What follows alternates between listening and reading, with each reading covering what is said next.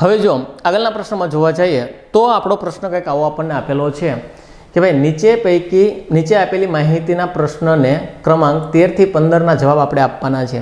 કીધું છે 8 વ્યક્તિઓ EFGHIJK L એક ચોરસ ટેબલ ઉપર બેઠા છે. દરેક બાજુએ 2 વ્યક્તિઓ બેઠેલા છે. પછી કીધું 8 માંથી 3 સ્ત્રી સભ્યો છે અને જેઓ એકબીજાની આજુબાજુએ નથી બેઠા. એનો મતલબ એવો થાય કે આટલા જે વિધાનો આટલું જે આપણને ઇન્સ્ટ્રક્શન આપી એ આપણને પ્રશ્નની મેન હેડલાઇન કહે છે કે ભાઈ એક ચોરસની અંદર અલગ અલગ પ્રકારના વ્યક્તિઓ બેઠા છે. 8 વ્યક્તિ એટલે દરેક બાજુમાં 2 વ્યક્તિ હશે, પણ સ્ત્રી સભ્યો છે. સ્ત્રી સભ્યો કેટલા આપેલા છે? તો કે 3 સ્ત્રી સભ્યો છે જે એકબીજાની આજુબાજુ બેઠેલી નથી. તો પહેલાં એક કામ કરીએ, સૌપ્રથમ આપણે એક ચોરસ દોરી નાખીએ. શું કામ? કારણ કે ચોરસની ફરતે બેઠેલા છે એટલે આપણે આને દોરી નાખશું ચોરસ. કોઈ વસ્તુને ઇન્સ્ટ્રક્શન નથી આપી એનો મતલબ એવો થાય કે આ લોકો અંદરની સાઈડ જોતા હશે. પાછું વિચારો, એક બાજુ આ 2 વ્યક્તિ બેઠા છે, એક બાજુ આ 2 વ્યક્તિ અહીં તમને જોવા મળે છે. રેડી? એક સાઈડ તમે જોવા જાઓ એટલે આ 2 વ્યક્તિ અહીં જોવા મળશે અને એક બાજુ આ 2 વ્યક્તિ અહીં તમને જોવા મળશે. હવે શું કીધું? L અને F ની વચ્ચે જે છે, ફરીથી વાર L અને F ની વચ્ચે કોણ આપેલું છે? તો કે જે. તો હું એમ કહેવા જાઉં ભાઈ ધારો કે અહીંયા તમારો L હોય, ફોર એક્ઝામ્પલ અહીંયા L હોય તો હું લઈ લઉં F અહીંયા અને બેની વચ્ચે કોણ આવી ગયો? જે. સમજો, આ એક મેં પોસિબિલિટી મૂકી છે, આપ શ્યોર નથી. તમને એમ થાય તો L અહીંયા જ કેમ મૂક્યો? પણ L ને ગમે ત્યાં મૂકી શકો, પણ તમારે પોસિબિલિટી બધી ચેક કરવી પડે. હજી એકવાર સમજો કે L અને F ની વચ્ચે જે છે, L અને F ની વચ્ચે કોણ છે? તો કે જે છે. તો બની શકે ધારો કે આવો નવો એક બીજો ડાયાગ્રામ આપણે લઈએ. સમજો, બધી જ પોસિબિલિટી તમારે મૂકવી પડશે. આ ધારો કે 2 વ્યક્તિ અહીંયા, 2 વ્યક્તિ અહીંયા, 2 વ્યક્તિ અહીંયા અને 2 વ્યક્તિ તમને અહીંયા. L મેં અહીંયા લીધો છે. પાછું વિચારો, L અને F ની વચ્ચે જે છે, તો L તો F અહીંયા હોય તો આની વચ્ચે કોણ છે? ભાઈ જે છે. આ 2 પોસિબિલિટી મેં બનાવી. પોસિબિલિટી તો 2 જ થવાની છે કે ભાઈ F ઓલી સાઈડ પણ હોઈ શકે અથવા તો આ સાઈડ પણ હોઈ શકે. મારો કન્ડિશન શું હતી કે L અને F ની વચ્ચે જે છે, L અને F ની વચ્ચે જે, L અને F ની વચ્ચે કોણ આપેલો છે? મને જે આપેલો છે. રેડી? હવે આગળ વાંચો એટલે એક વિધાન મારું કમ્પ્લીટ થયું. હાલો, આના ઉપરથી મેં 2 પોસિબિલિટી બનાવીશ. સ્ત્રી સભ્યો 3 છે, જે જોડે નથી, આ યાદ રાખજો. આગળ કીધું છે કે ભાઈ I અને F ની વચ્ચે G છે. કોની વચ્ચે? I અને F ની વચ્ચે કોણ છે? G. તો વિચારો, અહીંયા ધારો કે F હોય, મારે 2 વ્યક્તિ I અને F ની વચ્ચે લેવાનું છે. તો ભાઈ F આ સાઈડ નો, સોરી I આ સાઈડ ન હોઈ શકે. શું કામ? કારણ કે L અને F ની વચ્ચે એક વ્યક્તિ ઓલરેડી છે.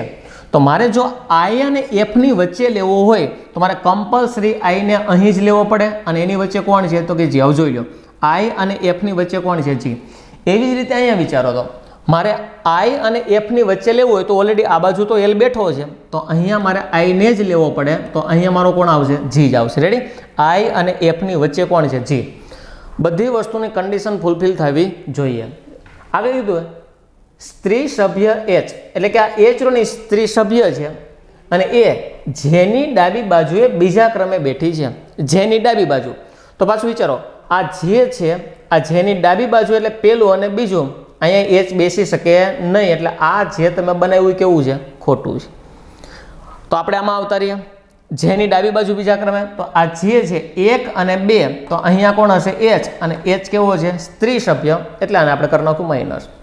રેડી? એક કન્ડિશન અહીંયા ફૂલફિલ થાય. આ ડાયાગ્રામ નીકળી ગયો. શું હવે આપણો આગળ વિચારો તો, એટલે અહીંયા આ કેન્સલ થઈ ગયું, આ થઈ ગયું. પુરુષ સભ્ય F એ સ્ત્રી સભ્ય E ની એકદમ સામેની બાજુએ બેઠો છે. ફરીથી એકવાર, પુરુષ સભ્ય કોણ છે? F છે અને એ સ્ત્રી સભ્ય E ની એકદમ સામેની બાજુએ બેઠો છે. તો F ની એકદમ સામેની બાજુ કોણ છે? તો કે E છે.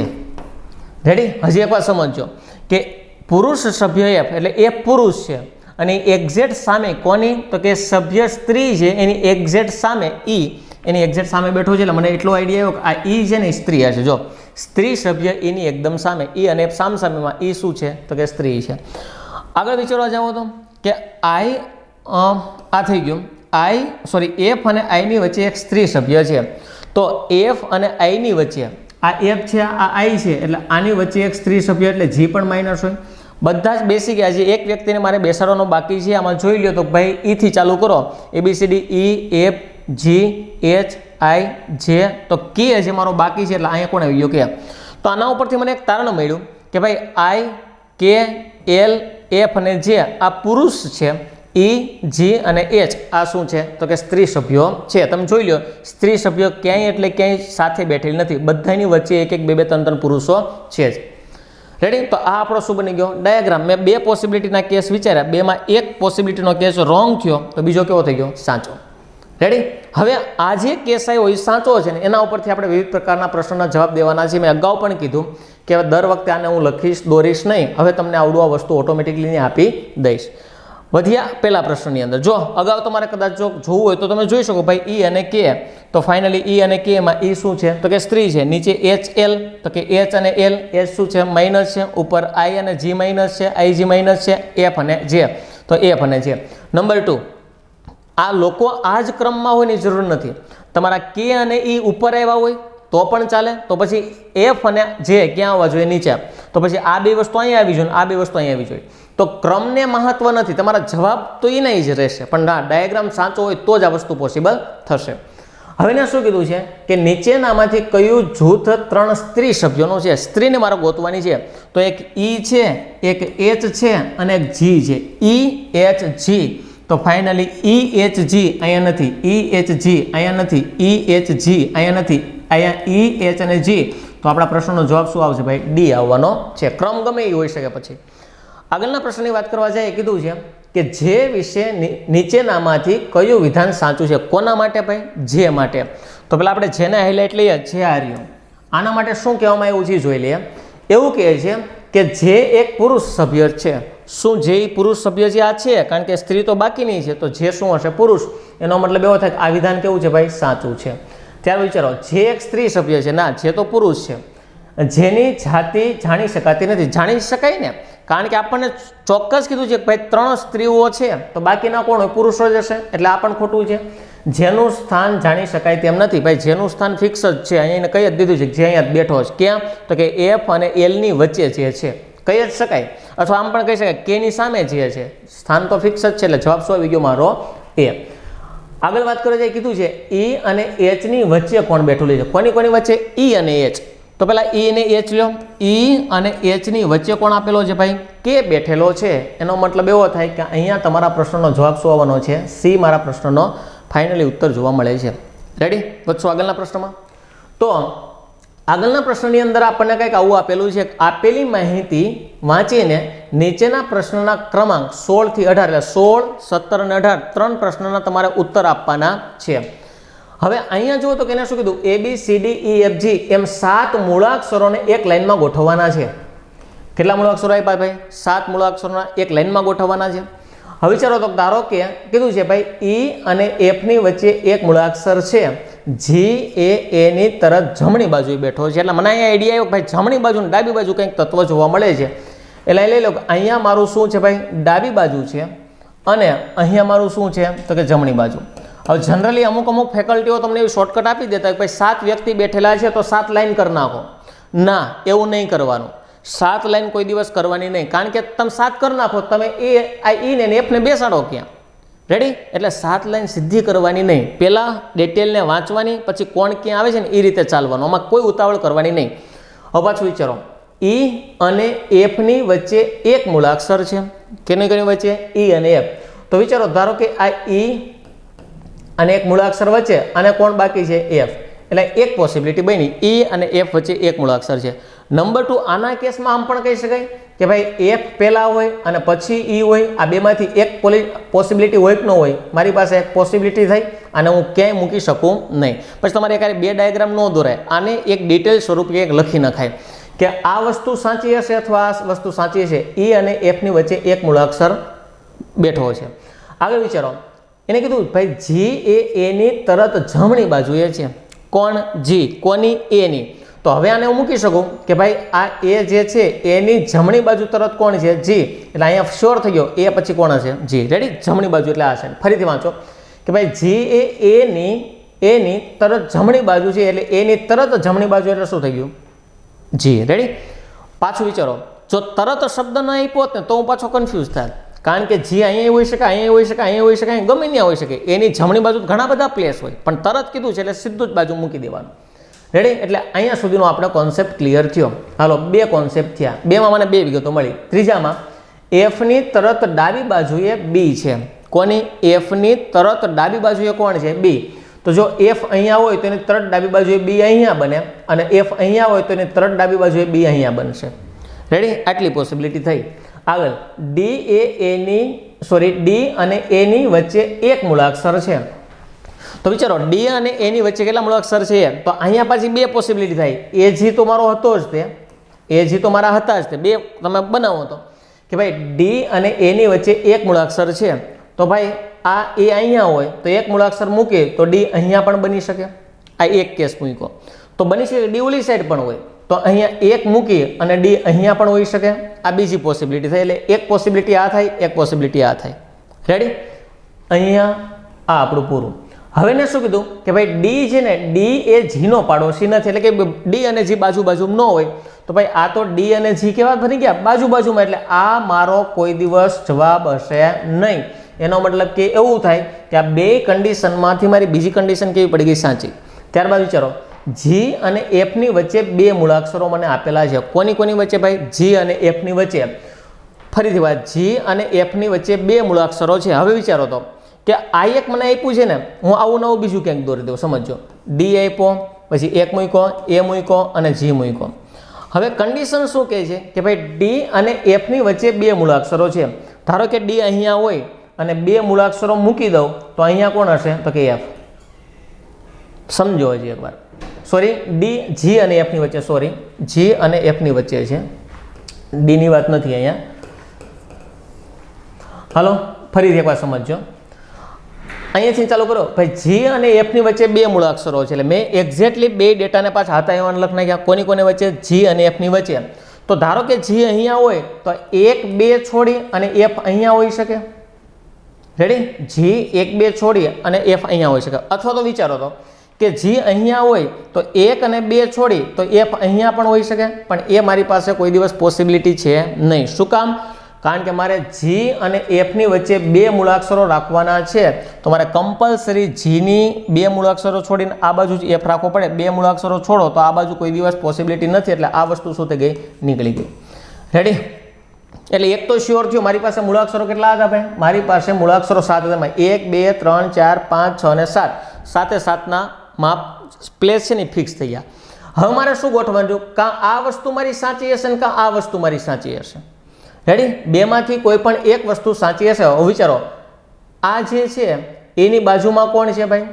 સોરી, એફની ડાબી બાજુમાં કોણ છે? તો કે બી છે. હવે વિચારો તો ધારો કે હું અહીંયા બી અને એફને સાથે લઉં તો મારે એક છોડીને ઈ મૂકવાનો છે. પણ હું આગળ કંઈ મૂકી શકું એમ જ નથી. શું કામ? કારણ કે મારા 7 પ્લેસ તો ફિક્સ છે. હું જો આ બાજુ એને મૂકીશ તો હજી 2 નવા વધશે તો એ તો 9 થઈ જશે. એટલે આ વસ્તુ કેવી છે? ખોટી. સમજો છે એકવાર. બીને હું અહીંયા મૂકું એફની આગળ તો પાછળ એક છોડીને ઈ મારે અહીં મૂકવો પડે તો જગ્યા તો ઘણી બધી થઈ ગઈ. 7 કરતાં વ્યક્તિ વધી ગયા. એટલી પછી આપણી પાસે સ્પેસ છે નહીં. એનો મતલબ શું છે? આ જ કન્ડિશન સાચી હોય તો એફ પહેલાં કોણ આવે? બી આવે. અને બી પહેલાં કોણ આવે? ઈ આવે. રેડી? આ ડાયાગ્રામ બન્યો. હવે વિચારો બાકીનું જો વાત કરવા જાય ABCDEFG, બાકી કોણ રહ્યો? એ આવ્યો, બી આવ્યો, તો કે સી બાકી છે. એટલે અહીંયા કોણ આવી જશે? સી. રેડી? તો ફાઇનલી જો ક્રમ મુજબ ગોઠવા જાઓ તો ડી સી એ જી ઈ બી અને એફ મારો ક્રમ આવશે. અને આના ઉપરથી આપણે શું આપવાના છે? કેટલા જવાબ કીધા આપણે? 16 થી 18. હજી એકવાર ડી સી એ જી ઈ બી એફ.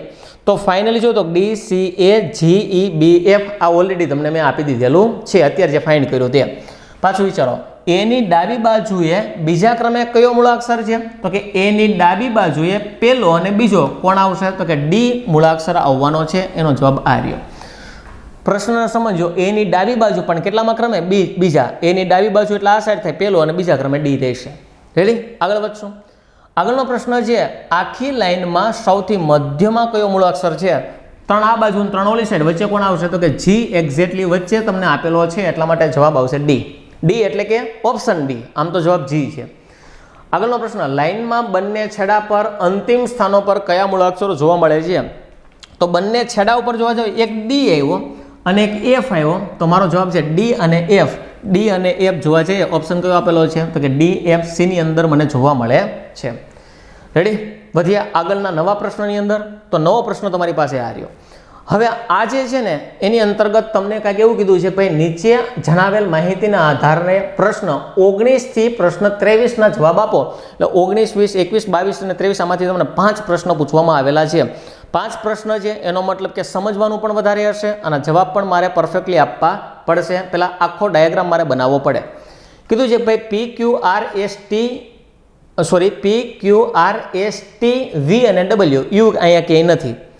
7 મિત્રો છે તેઓ 7 જુદા જુદા શહેર તરફ જવા અઠવાડિયાના અલગ અલગ દિવસે યાત્રા શરૂ કરે છે. એટલે અહીંયાથી મને આ મારું હેડિંગ આપેલું છે. હવે પાછું વિચારો ડેટા તમે જોશો ને એટલે તમામ પ્રકારના તમને ખબર પડી જશે. અહીં શું કીધું ભાઈ સોમવારે ચાલુ કરે છે અઠવાડિયાના છેલ્લા દિવસે એટલે કે રવિવારે. એટલે મને ખબર પડી કે ભાઈ ચાલુ સોમવારથી થયું અને પૂરું ક્યાં થશે તો કે રવિવાર થશે. એટલે હું પહેલાં 7 વારના નામ લખી લઉં. સમજો અહીં લખ નાખીએ સોમવાર, સોમ, પછી આવશે મંગળ, પછી આવશે બુધવાર, પછી આવશે ગુરુવાર, પછી આવશે શુક્રવાર, પછી આવશે શનિવાર અને છેલ્લે કોણ આવશે રવિવાર. રેડી? આ અલગ અલગ પ્રકારના મને શું આપેલા છે? મારા 7 પ્રકારના અલગ અલગ પ્રકારના વાર મને આપેલા છે. રેડી? હવે આ જે અત્યારે હું લાઈન કરું છું ને એ તમારે કોઈ જરૂરિયાત છે નહીં. આપણે શું છે પ્રશ્નના જવાબથી મતલબ છે એટલે આ મેં વાર આપ્યા. હવે અહીંયા હું શું કરીશ? વ્યક્તિઓને લખી નાખીશ ને અહીંયા હું શહેરોને લખી નાખીશ. રેડી? જેથી તમને કોઈ ગોટાળો થશે નહીં એની એક આપણે તકેદારી રાખશું. રેડી? એટલે આ મને એક ડેટા આપ્યો છે. હવે વાંચો તો આર સોમવારે જયપુર જવા નીકળે છે. એટલે આ ડેટાનો મને શું કીધું ભાઈ આર જે છે એ સોમવારે જાય છે ને ક્યાં જાય છે? જયપુર. તો વિચારો સોમવારે કોણ જાય છે? આર. અને ક્યાં જાય છે? તો કે જયપુરની અંદર આ વ્યક્તિ જાય છે. પાછું વિચારો અઠવાડિયાના છેલ્લા દિવસે એટલે કે રવિવારે એક જણ બેંગ્લોર જવા નીકળે છે. એટલે રવિવારે જે વ્યક્તિ જતો હોય ક્યાં જતો હોય તો કે બેંગ્લોર જતો હોય. કોણ જાય છે મને તમને કોઈને ખબર છે નહીં. એનો મતલબ કે આ ડેટા આપણો કમ્પ્લીટ. રેડી? બીજું વાક્ય પૂરું. આગળ કીધું છે કે TWના પહેલાના દિવસે અને Pની પછીના દિવસે નીકળે છે. અહીંયા સુધીનું વિધાન પાછું વાંચો કે TWના પહેલાના દિવસે અને Pની પછીના દિવસે નીકળે છે. કોણ? તો કે TWની પહેલા નીકળે અને Pની પછી નીકળે. ફરીથી વાર T જે છે એ Wના પહેલાના દિવસે અને Pની પછીના દિવસે જવા નીકળે છે. એટલે આ ત્રણેય લાઈનમાં આવ્યા. કયા? P, T અને W. આગળ વિચારો તો એસ શુક્રવારે કલકત્તા જવા નીકળે છે. તો ભાઈ એસ જે છે એ શુક્રવારે એટલે અહીંયા એસ આવ્યો તો અહીંયા કયું ગામ આવવાનું છે? કલકત્તા સિટી આવવાનું છે. કલકત્તા. ફરીથી વાર સિટી અહીંયા કયું આવવાનું છે ભાઈ? કલકત્તા સિટી આવવાનું છે. એટલે અહીંયા આપણે લખી નાખીએ કલકત્તા. હવે જુઓ તો અત્યારે તમે આ ત્રણ લાઈનમાં લીધા. કોને કોને? P, T અને W. તો અહીં વિચારો તો PT W ક્યાંય ન આવે. એનો મતલબ એવો થાય કે એક જ સ્પેસ ખાલી છે PT અને W. આ ત્રણ અહીંયા જ મૂકી શકાય. રેડી? હજી 2 પ્લેસ ખાલી છે પણ ત્યાં કયો કોણ ક્યાં જાય છે મને એક્ઝેક્ટલી આઈડિયા છે નહીં. આગળ વિચારો તો ક્યુ હૈદરાબાદ કે બેંગ્લોર જતો નથી. ફરીથી એકવાર ક્યુ જે છે ક્યાં નથી જતો? હૈદરાબાદ પણ નથી જતો અને બેંગ્લોર પણ નથી જતો. તો આની અંદર તમે વિચારો ક્યુ જ મારો બાકી છે તો અહીંયા હું ક્યુને ન મૂકી શકું. શું કામ ન મૂકી શકું? એનું એક જ રીઝન છે કે એ કોઈ દિવસ બેંગ્લોર કે હૈદરાબાદ જતો નથી. એટલે કે અહીંયા કોણ આવશે? ક્યુ આવશે. રેડી? પણ હજી આ વિધાનની મારે જરૂર કદાચ આગળ પડે કે ન પડે એની અત્યારે મને ખ્યાલ નથી. એટલે આને હું થોડુંક હાઇલાઇટ કરીને રાખીશ. રેડી?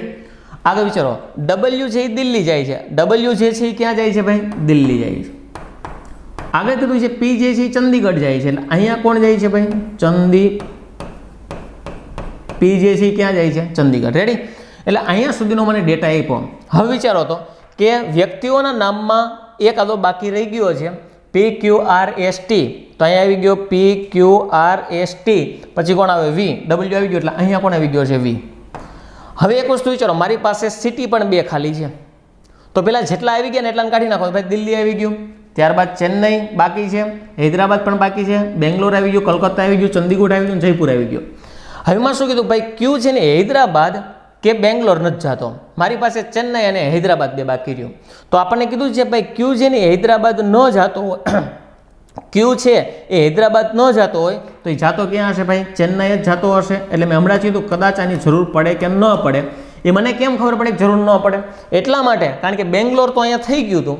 બાકી એ જે ડેટા આપ્યો હતી ક્યાંક તો કામ લાગતો હશે એટલા માટે એને હાઇલાઇટમાં લઈ લીધું હતું. તો ચેન્નઈ પણ આવી ગયું, તો અહીંયા ટીની માહિતી શું હશે ભાઈ? હૈદરાબાદ આવવાની છે. રેડી? આખો ચાર્ટ કમ્પ્લીટ થઈ ગયો ને આમાંથી 5 પ્રશ્ન તમારે આપવાના છે. જોવા જઈએ પ્રશ્ન નંબર 1. એમાં કીધું છે ભાઈ ક્યુ કયા દિવસે યાત્રા શરૂ કરે છે? ક્યુ ક્યાં આવ્યો? તો કે શનિવારે. એટલે આપણા પ્રશ્નનો જવાબ ક્યાં આવશે? શનિવાર. રેડી? ફરીથી એકવાર, ક્યુ કયા દિવસે યાત્રા શરૂ કરે છે? તો કે શનિવારે. આગળ, બેંગ્લોર કોણ ગયું છે? તો ફાઇનલી બેંગ્લોર કોણ જાય છે ભાઈ? વી જાય છે. એટલે અહીંયા કોણ આવશે? તો કે વી. આગળના પ્રશ્નમાં ટી અઠવાડિયાના કયા દિવસે યાત્રા શરૂ કરે છે? ભાઈ ટી જે છે કયા વારે આવશે? તો કે બુધવારે. એટલે આપણા પ્રશ્નનો જવાબ શું આવશે? બુધવાર. રેડી? ફટાફટ જ આપી શકાય, કારણ કે ચાર્ટ તો બની ગયો, હવે એમાં કોઈ પ્રોબ્લેમ છે નહીં. ટી અઠવાડિયાના બુધવારે યાત્રા શરૂ કરે છે. નીચે પૈકી કયું વ્યક્તિ અને શહેરનું જૂથ સત્ય નથી? તો પહેલાં ચાલુ કરો. આર જયપુર, હાલો ભાઈ, આર જયપુર આ સાચું છે. પી ચંદીગઢ આ પણ સાચું છે. ટી હૈદરાબાદ આ પણ સાચું છે. અને વી ચેન્નઈ, ના, વી ક્યાં આવે છે? બેંગ્લોર. એટલે કે ચેન્નઈ આવશે નહીં. આગળ વાત કરવા જઈએ, મંગળવારે કોણ યાત્રા શરૂ કરે છે? તો મંગળવારે કોણ આવશે ભાઈ? પી. એટલે આપણા પ્રશ્નનો જવાબ આવશે પી. રેડી? અલગ અલગ પ્રકારના 5 પ્રશ્ન આપ્યા. વધી આગળના પ્રશ્નની અંદર. તો આગળનો પ્રશ્ન કંઈક આવું છે કે ભાઈ 5 છોકરાઓમાં મનોજ વસંત કરતાં ઊંચો છે. તો અહીંયા એક કામ કરવાનું, અહીંયા લઈ લઈએ સૌથી નીચો છોકરો અને અહીંયા લઈ લઈએ સૌથી ઊંચો છોકરો. રેડી? તો જેથી તમને આઈડિયા આવે ભાઈ આવી રીતે તમામ લેશો એટલે ખબર પડે કે અહીંયા સૌથી ઊંચો ને અહીંયા સૌથી નીચો. પાછું વિચારો, 5 છોકરાઓ છે, એ 5 છોકરાઓમાં મનોજ વસંત કરતાં ઊંચો છે. કોણ ઊંચું છે? મનોજ. કોના કરતાં? વસંત. તો વસંત ક્યાંક આ સાઈડ હોય એનો મતલબ એવો થાય કે મનોજ ક્યાંક એના કરતાં ઊંચો છે, એટલે કે મનોજને મારે આ સાઈડ રાખવો પડશે. પણ તે રાજેશ જેટલો ઊંચો નથી. કોની વાત કરે છે ભાઈ? મનોજની જ વાત કરે છે. મનોજ જે છે ને એ વસંત કરતાં ઊંચો છે, પણ રાજેશ જેટલો ઊંચો નથી.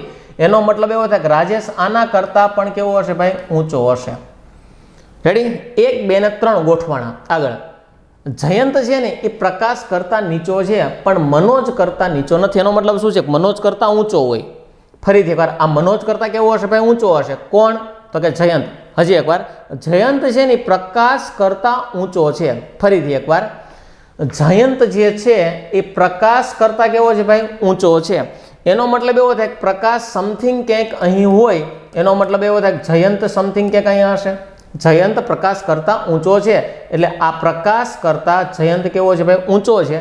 પણ મનોજ કરતાં નીચો છે. એટલે મનોજ કરતાં નીચો હોય તો મારે એને આ સાઈડ ક્યાંક મૂકવો પડશે. કોની વાત કરે છે? તો કે જયંતની. એટલે બેનું એક ભાઈ, પ્રકાશ આ સાઈડ હોય તો જયંત પણ પ્રકાશ એ સાઈડ હોય તો જયંત પણ અહીં ક્યાંક જ હોવાનો છે. રેડી? તો નીચે પૈકી કયો વિકલ્પ સાચો નથી? હવે અહીંથી મને આઈડિયા આવે કે ભાઈ આ બેનું ફિક્સ છે, પણ આની અંદર આ બેનું ફિક્સ છે, પણ અહીંયા કોઈ મને હજી અહીંયા ગોટાળા જેવું લાગે છે. શું કામ સમજજો છે? કે ભાઈ 5 છોકરાઓમાં મનોજ વસંત કરતાં ઊંચો છે. તો ખબર પડી કે ભાઈ મનોજ જે છે એ વસંત કરતાં કેવો છે? ઊંચો છે. પણ તે રાજેશ જેટલો ઊંચો નથી, એટલે રાજેશ કરતાં નીચો હશે. આગળ, જયંત જે છે એ પ્રકાશ કરતાં ઊંચો છે. તો કે જયંત જે પ્રકાશ કરતાં ઊંચો છે, પણ મનોજ કરતાં નીચો છે. એટલે મનોજ કરતાં કેવો છે? નીચો છે. તો એટલીસ્ટ એટલી તો ખબર પડી કે આ બધા જ લોકો જે છે આ ત્રણેય એ મનોજના ક્યાં આવવાના છે? નીચે આવવાના છે. પણ આ ત્રણેયનું હજી મને કોઈ કમ્પેરિઝન ખબર છે નહીં. એટલે આપણે કીધું કયો વિકલ્પ સાચો નથી. સાચો નથી એટલે કેવો છે? ખોટો. રાજેશ સૌથી ઊંચો છે. આ વિધાન કેવું છે ભાઈ? સાચું છે. જોઈ લો, રાજેશ સૌથી કેવો થઈ ગયો? ઊંચો. ત્યારબાદ કીધું છે મનોજ પ્રકાશ કરતાં ઊંચો છે. કોણ? મનોજ. હવે વિચારો, પ્રકાશ કરતાં જયંત ઊંચો, જયંત કરતાં મનોજ ઊંચો હોય તો ઓબ્વિયસલી પ્રકાશ કરતાં તો મનોજ ઊંચો જ હોય. એટલે કે આ વિધાન પણ કેવું છે? સાચું. આગળ કીધું જયંત વસંત કરતાં નીચો છે. કે ભાઈ આ જયંત જે છે એ વસંત કરતાં નીચો છે. મને વસંત અને જયંતની કોઈ કમ્પેરિઝન આપી નથી. એટલે આનામાં હજી હું કંઈ નહીં કહી શકું. આમાં હજી હું કંઈ કહી શકીશ નહીં. આગળ વિચારો, વસંત અથવા પ્રકાશ બધામાં સૌથી નીચા છે. આ છે. શું કામ? કારણ કે જો તો ભાઈ જયંત કરતાં પ્રકાશ નીચો છે, એટલે આની બેની કમ્પેરિઝનમાં આ તો નીચો થયો. પણ હવે વસંત નીચો સાવ છે, પ્રકાશ છે, એ હું શ્યોર ન કહી શકું. એનો મતલબ કે ત્યાં કોન્ટ્રાવર્સરી પેદા થાય છે. તો અહીંયા અથવાનો કોન્સેપ્ટ છે, એટલે આ સાચું કહેવાય. એને કીધું જ છે કે કાં વસંત નીચો હશે અથવા તો પ્રકાશ નીચો હશે. તો અહીંયા ચોક્કસપણે હું સીને કંઈ કહી શકતો નથી. તો આ અલગ અલગ પ્રકારના તમારા પઝલના કોન્સેપ્ટ તમે જોયા. હજી આપણું આ ચેપ્ટર પૂર્ણ નથી થયેલું. 16.2 માત્ર પૂર્ણ થયું છે. મળીએ નેક્સ્ટ લેક્ચરની અંદર 16.3 સાથે. ત્યાં સુધી થેન્ક યુ વેરી મચ.